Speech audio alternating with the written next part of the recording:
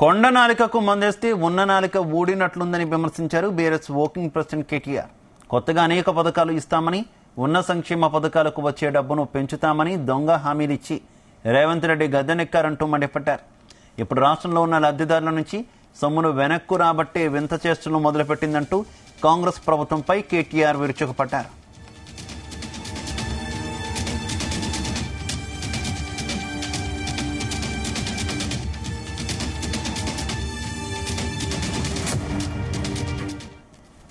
ఏవో సాంకేతిక కారణాలు చూపిస్తూ వేలాది మంది ఆసరా పెన్షన్ లబ్ధిదారుల నుంచి డబ్బును ప్రభుత్వాన్ని వెనక్కి పంపమని నోటీసులు ఇస్తోందంటూ ట్వీట్ చేశారు. భద్రాద్రి కొత్తగూడెం జిల్లాలో దాసరి మల్లమ్మ అనే 80 ఏళ్ల ముసలమ్మకు ఆసరా పెన్షన్ కింద వచ్చిన 1,72,000 రూపాయలు వెనక్కి కట్టాలని నోటీసు ఇచ్చారంటూ కేటీఆర్ మండిపడ్డారు.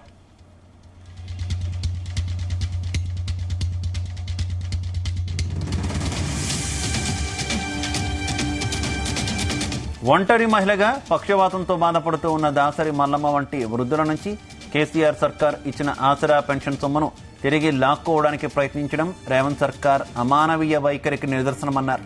వెంటనే పేదల మీద ఇటువంటి దుర్మార్గపు చర్యలు మానుకోవాలని డిమాండ్ చేశారు. లేకుంటే ప్రజలే కాంగ్రెస్ సర్కార్ మీద తిరగబడతారంటూ కేటీఆర్ ఎక్స్ వేదికగా హెచ్చరించారు.